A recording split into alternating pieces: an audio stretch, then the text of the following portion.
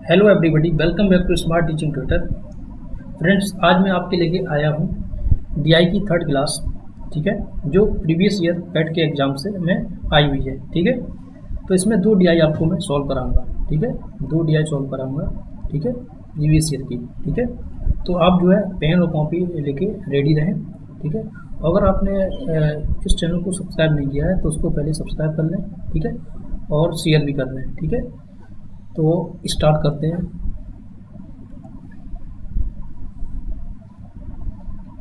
तो first DI है production of raw wool in metric tonne. ठीक है, मीट्रिक टन में जो रॉ वूल है उसके प्रोडक्शन को बताया गया है। यहाँ पे दिया गया है, ये प्रोडक्शन दिया गया है और ये डिफरेंट ईयर ड्यूरेशन में दिया गया है। ठीक है, तो इस डीआई से रिलेटेड जो फर्स्ट क्वेश्चन है वो क्या है, the maximum rise in the production of raw wool was in the year. मतलब सबसे ज़्यादा प्रोडक्शन राइज किस ईयर में हुआ था रॉ वूल का। ठीक है, तो हम कैसे करेंगे, राइज देखेंगे।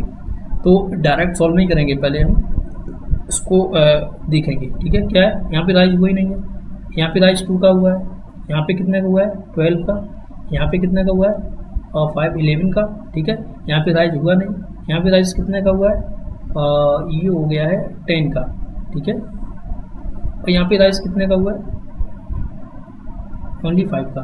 ठीक है, तो सबसे ज़्यादा राइज कहाँ हुआ है 12 का। मैंने आपको बताया था प्रीवियस क्लास में कि अगर डिनोमिनेटर कम है, ठीक है, अगर दो ईयर हैं अलग अलग और उसमें डिनोमिनेटर दोनों में जिसका कम है, ठीक है, और दोनों की न्यूमरेटर लगभग सेम है, तो परसेंटेज जो इंक्रीज होगा, ठीक है, वो कम वाले डिनोमिनेटर का होगा। ठीक है, तो यहाँ पे देखो कम डिनोमिनेटर 53 है। ठीक है, यहाँ पे 65 है। ठीक है, और यहाँ पे न्यूमरेटर भी ये 53 का ज़्यादा है। तो यहाँ पे सीधा सीधा हमें कुछ कैलकुलेशन करना ही नहीं है, यहाँ डायरेक्ट दिख रहा है कि 53 से 65 राइज ज़्यादा हुआ है। ठीक है, तो 65 का ईयर कौन सा है 2016-17 है, तो यही हमारा आंसर होगा। डायरेक्ट आप लगा सकते हैं। ठीक है, तो डायरेक्ट आंसर ये लगा दो। ठीक है, नेक्स्ट क्वेश्चन क्या है, during the last years the production of raw wool increase by what percent on the production of first 4 year. मतलब लास्ट के 4 ईयर, यहाँ 4 ईयर लिख लो, तो लास्ट के 4 ईयर में कितना प्रोडक्शन इंक्रीज हुआ है फर्स्ट 4 ईयर के कंपैरिजन में। ठीक है, तो हम दोनों ईयर फर्स्ट के 4 ईयर का डाटा निकालेंगे, ठीक है, और लास्ट के 4 ईयर का निकालेंगे। ठीक है, और देखेंगे कितना इंक्रीमेंट हुआ है। ठीक है, तो फर्स्ट 4 ईयर का तो ये 56 है। हाँ, अब इसको कैसे हम ऐड करते हैं, डायरेक्ट ऐड नहीं करेंगे, तो कैसे करेंगे, ये 56 है, यहाँ 6 एक्स्ट्रा है, तो इसको हम क्या करेंगे, इसमें से 6, हाँ 3 और 1 इन दोनों के लेके इसको दे देंगे, तो ये 60 हो गया। यहाँ 50 बचा और यहाँ भी 50 बचा।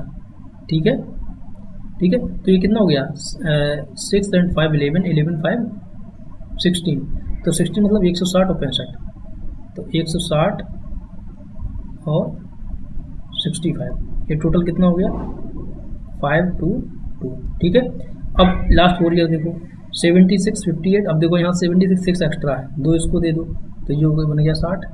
ठीक है, 2 इसको दे दो ये हो गया 70। ठीक है, और 2 इसको दे दो तो ये हो गया 75। तो इसको डायरेक्ट हम ऐड करेंगे, ये 70, तो 7 और 6 13, 13 और 7 20, 20 और 7 27, 27 में 5 और जोड़ दो तो ये हो गया है 275। 27 में 5 ऐड करेंगे 275। तो इस तरह हम एडिशन करते हैं। अब देखो यहाँ से यहाँ तक, यहाँ से यहाँ तक कितना इंक्रीज हुआ 50 का। अब इंक्रीज हुआ है तो छोटी वैल्यू को हम नीचे रखेंगे, तो छोटी वैल्यू क्या है 25। ठीक है, और परसेंटेज निकालेंगे। ठीक है, तो देखो परसेंटेज कैसे निकलेगा, इसको 25 से हम डिवाइड कर देंगे, 2 टाइम्स गया, ये जाएगा 9 टाइम्स। ठीक है, तो 2/9 इंटू 100। अब अगर आपने परसेंटेज को थोड़ा सा भी पढ़ा है तो आपको मालूम होना चाहिए 1/9 की फ्रैक्शन वैल्यू कितनी होती है 11। ठीक है, 1/9 की, ये देखो 1/9 की फ्रैक्शन वैल्यू होती है 11। ठीक है, 11.1। ठीक है, ये होती है, तो यहाँ पे 2 है तो 2 का मल्टीप्लाई कर दो, यही आंसर होगा डायरेक्ट। 2.2, तो ये आंसर होगा हमारा। ठीक है, इस तरह हम डायरेक्ट कर सकते हैं। ठीक है, नेक्स्ट क्या है, the average production during the 8 year was, तो 8 ईयर का जो एवरेज प्रोडक्शन है वो कितना है। अभी हमें 8 ईयर का जोड़ना है, तो जोड़ेंगे कैसे, अभी हमने बताया था, ये अभी हमने ऐड किया था। तो फर्स्ट के 4 ईयर कितने हैं, 225, और लास्ट के 4 ईयर कितने थे, 275। ठीक है, इनको ऐड करेंगे तो कितना हो जाएगा, 200 200 400 हो गया, और 75 और 25 ये 100 हो गया, मीन्स 500 टोटल हो गया। ठीक है, 500 डिवाइड बाई 8, इसको सिंपलेस्ट फॉर्म में करें, काट देंगे तो कितना बचेगा, 8 6 48, बचेगा 2, 8 2 16, 4 बचेगा, 8 5 40, तो ये 62.5 इसका आंसर हो जाएगा। ठीक है, नेक्स्ट क्या है,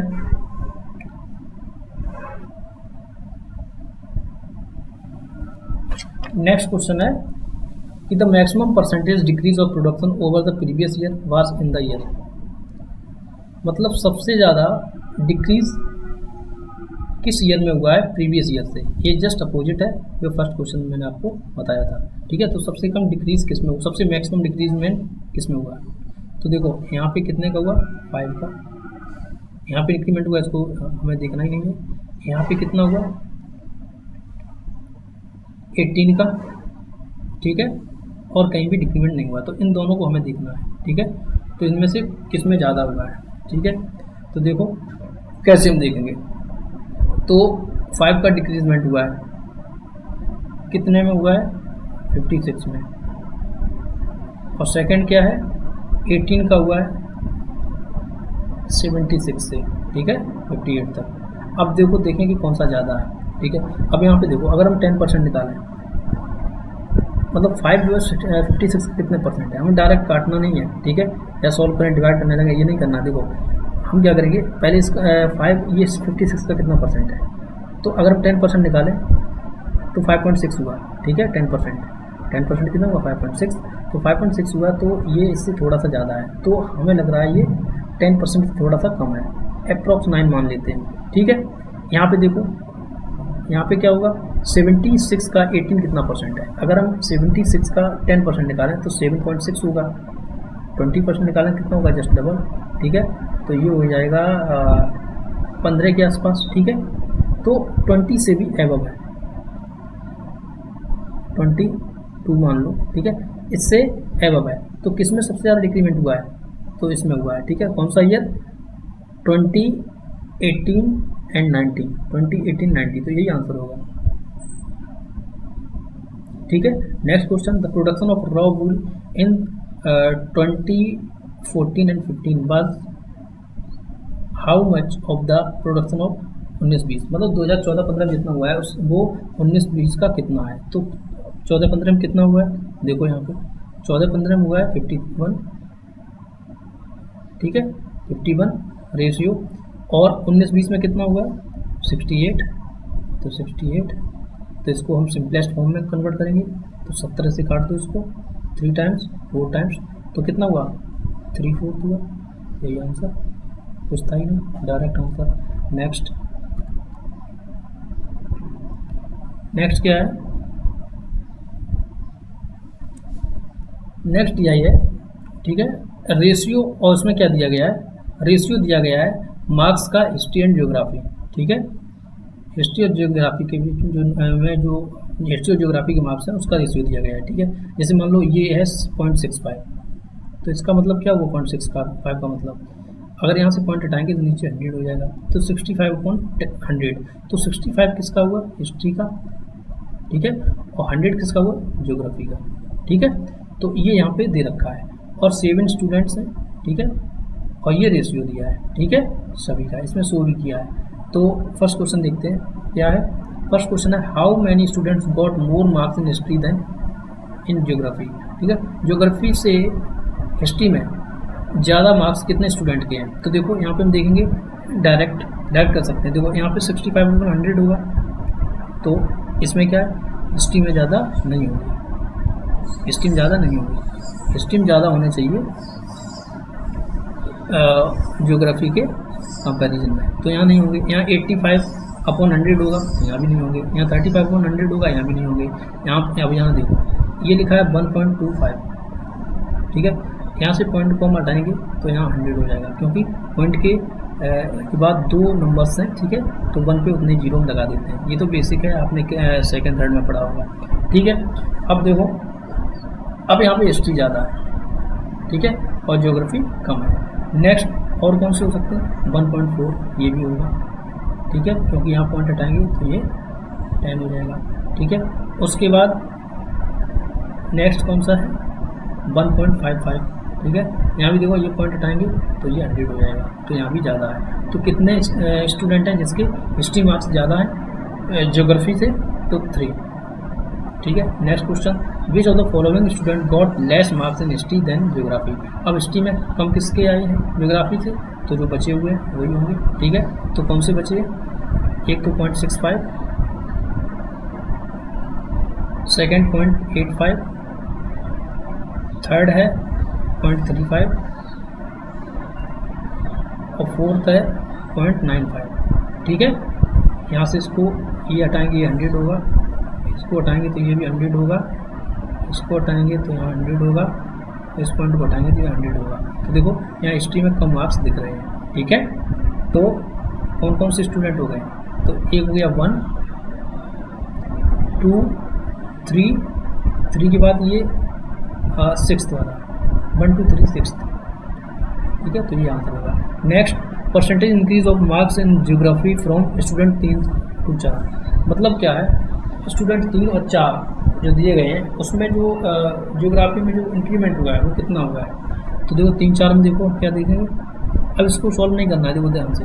3, 4 में 3 का दिया है 0.35 और 4 का दिया है 1.25, ठीक है। अब यहाँ से पॉइंट हटाएंगे, यहाँ 100 होगा, यहाँ से हटाएंगे तो यहाँ भी 100 होगा। अब यहाँ पे देखो रेशियो में कोई चीज़ एग्जैक्ट नहीं होती है, कोई वैल्यू एग्जैक्ट नहीं होती है, वो वेरिएबल रहती है, ठीक है।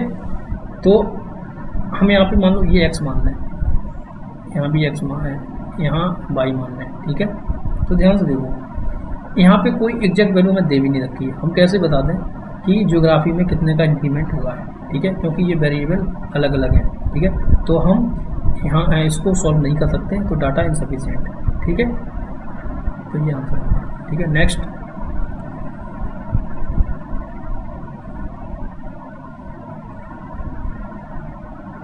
नेक्स्ट क्या है? The difference of the maximum ratio and minimum ratio of history and geography.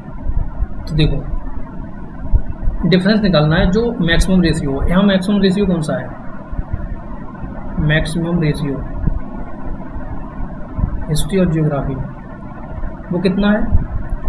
1.55, सीधी सी बात है, ठीक है। और मिनिमम कितना है? मिनिमम रेशियो कितना है? वो है 0.35। तो इन दोनों में डिफरेंस कितना है? तो डिफरेंस निकाल दो, 0, 2.1, यही आंसर होगा, ठीक है। तो 1.20। नेक्स्ट क्या है? Student 4 got 60 marks in geography. अब जो 4 का देखें, 4 का जो रेशियो दिया है वो कितना दिया है?